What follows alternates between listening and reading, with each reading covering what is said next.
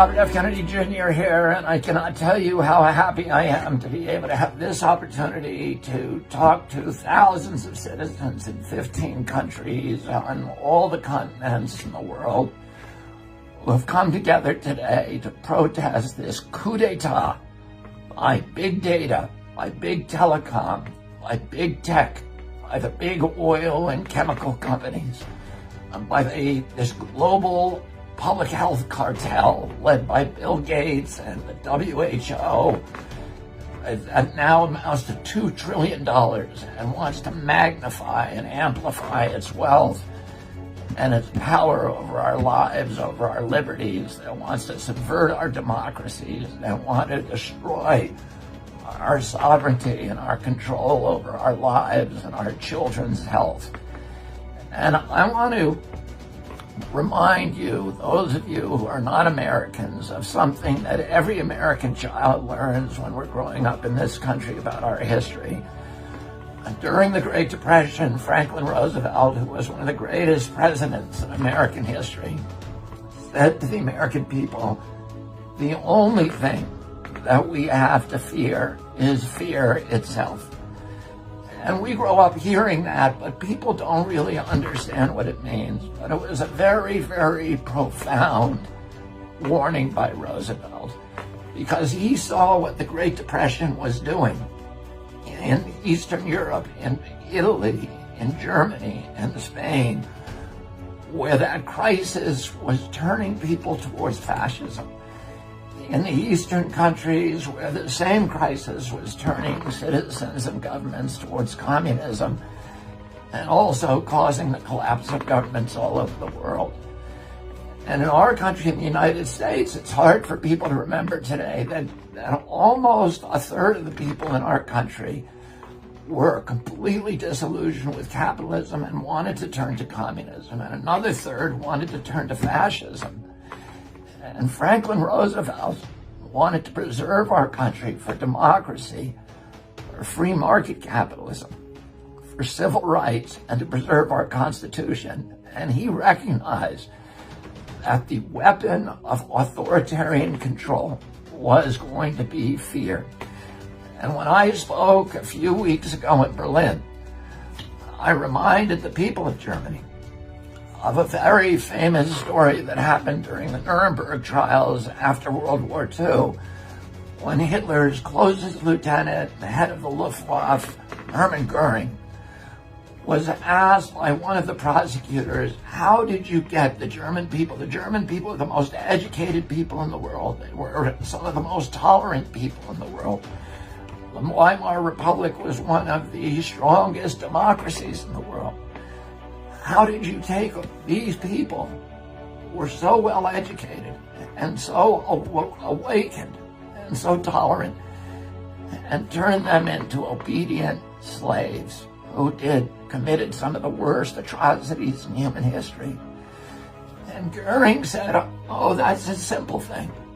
And any of you can look up his quote, and I urge you to do so. And he said, and it works not just in a fascist government, but it works in a democracy, in a monarchy, in a communist government, in any government that you want. The job of the government is to put the people in fear. And if you can keep them in fear, you can get them to do anything that you want them to do, that they will turn into sheep. And there's a famous book by Naomi Klein that all of us should read called Disaster Capitalism.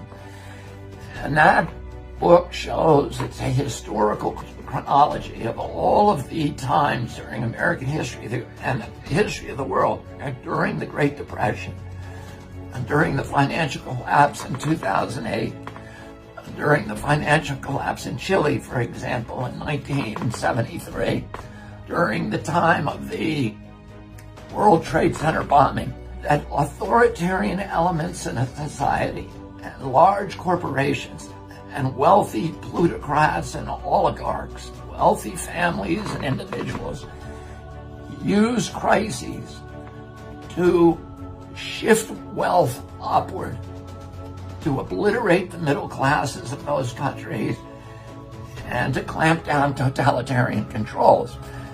And of course, it's an obvious thing that people who are used to voting for their governments are not going to vote for policies that make the rich people richer, that give corporations even more power over their lives, that reduce democracy and reduce civil rights. These are not good vessels for populism. In order to transform the government so that it will reward the rich with even more wealth, the people who want to do that in the large corporations, who want to orchestrate that kind of change, have to get rid of civil rights. And the first civil right that they begin with is freedom of speech. They need to clamp down censorship, because censorship is the most important right. In our country, we put it number one, the First Amendment of the Constitution, because all the other rights depend on it. If a government can hide what it's doing, it can get away with anything it wants. If a corporation can lie to you and conceal information, if there's no transparency in a democracy, you do not have a democracy. So if you want to get rid of all the other rights, like freedom of assembly, which you are exercising today, some of you are exercising at great threats. Some of you will suffer. Some of you will be jailed. Some of you will suffer injuries. But that is a basic right. The right to freedom of expression, the right to jury trial, the right to freedom of religion, the right to privacy, the right to have governments that don't spy on you and keep your information.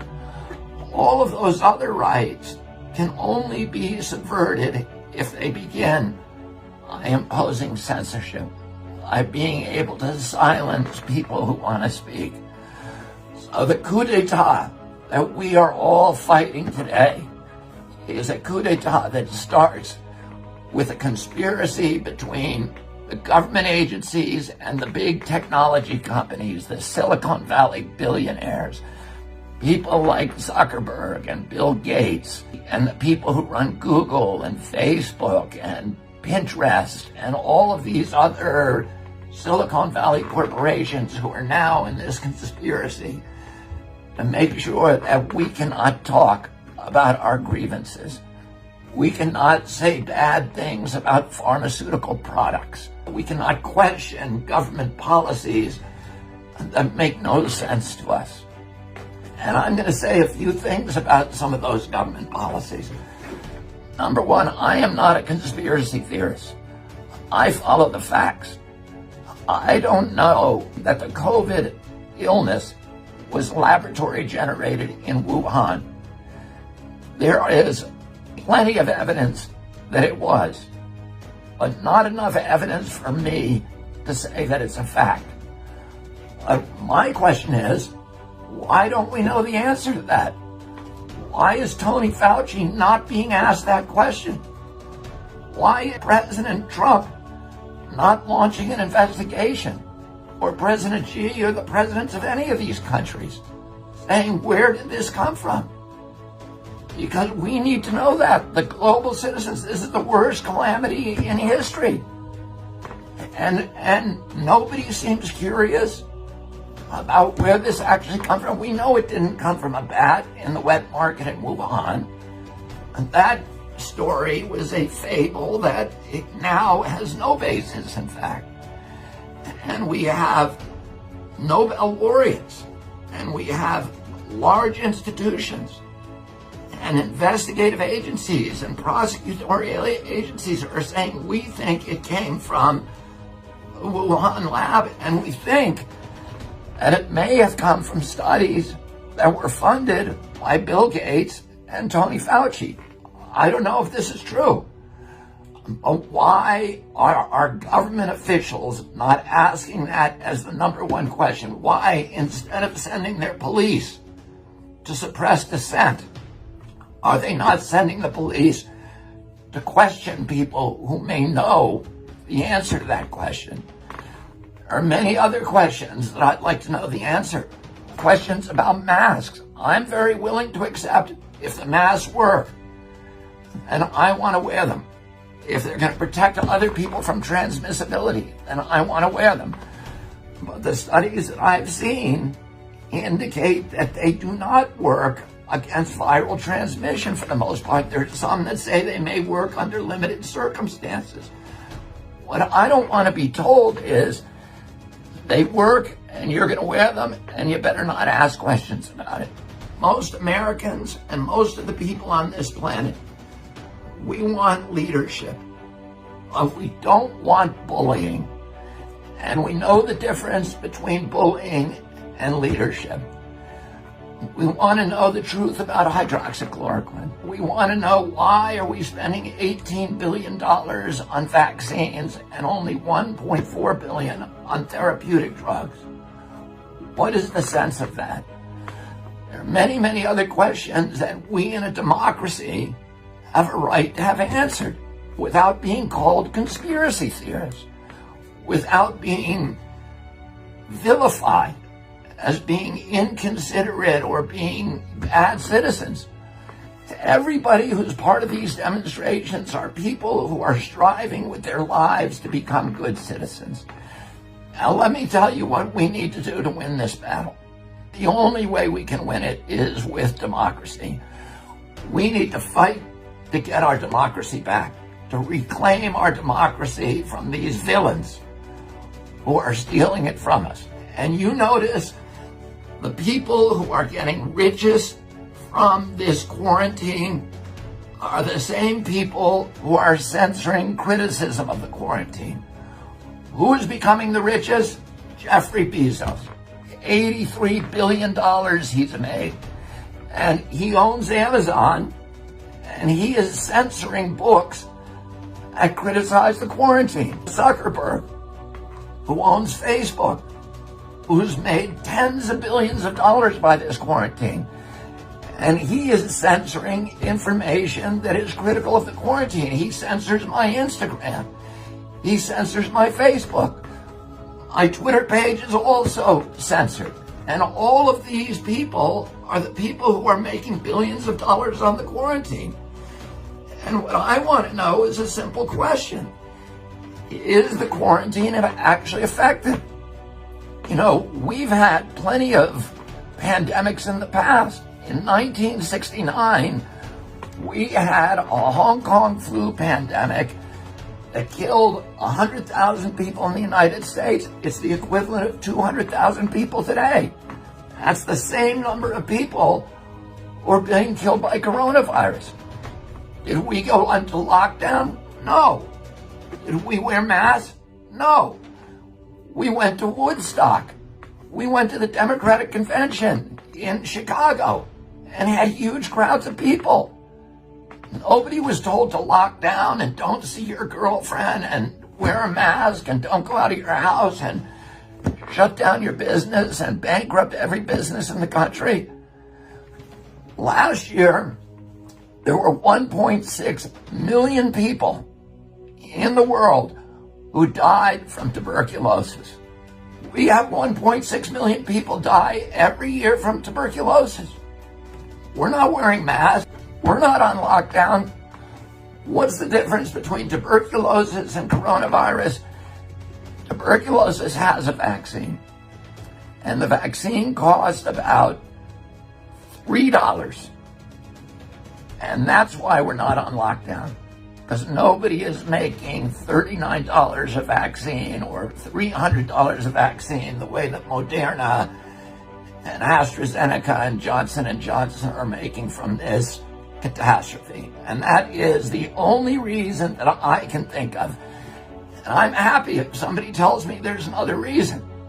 But let's hear it. Don't just shut me up. Don't just tell me that I can't debate. Here's what we need to do.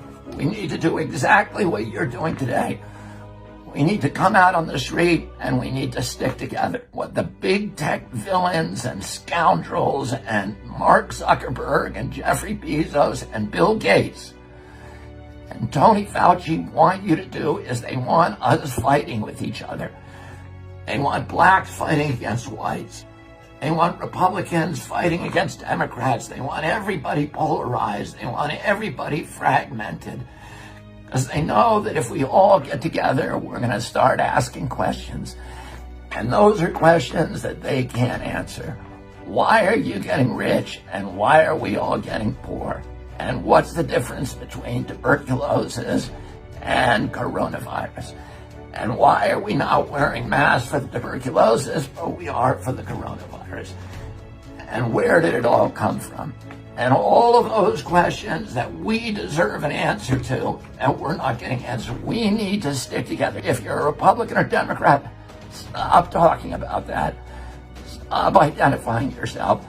The enemy is big tech, big data, big oil, big pharma, the medical cartel, the government totalitarian elements that are trying to oppress us, that are trying to rob us of our liberties, of our democracy, of our freedom of thought, of our freedom of expression, of our freedom of assembly, and all of the freedoms that give dignity to humanity. And the last thing that all of us need to do is we need to stay educated and informed. And one of the things that I want to announce to you today is that Children's Health Defense, my organization, with the help of many of you who are in these crowds, is launching a journal, a daily journal, and we are going to weaponize information for you. We're going to tell you what the newest science is. We're going to take all the information that is censored everywhere else, and we're going to reprint it in our publication. And you can get that every day. So if you see something that is censored, we want to hear about it because we want to put it up. We are going to be the enemies of censorship. We are going to be the refuge. And we're going to allow debate. We're going to make sure it's civil debate. We're going to encourage people to be nonpartisan. We're going to allow people to come and have different opinions than us. We are not scared of debate the way pharmaceutical company and Bill Gates and Mark Zuckerberg and Jeffrey Bezos and Tony Fauci are terrified of debate. We welcome debate. We want to hear, if you've got a different opinion than me, I want to hear about it and I want to see your science. And I want the public to hear us talking about it and debating about it, because the free flow of information, the cauldron of debate, is the only thing that allows governments to develop rational policies in which self-governance will actually work and triumph.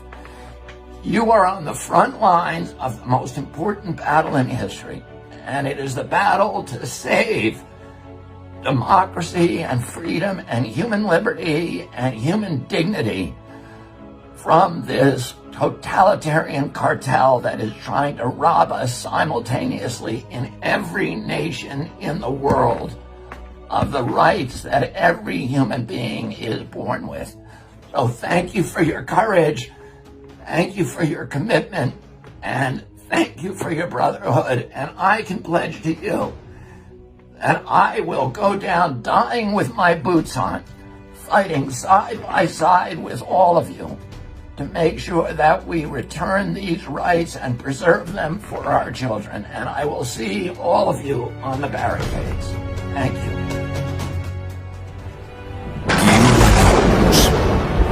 Donde va uno,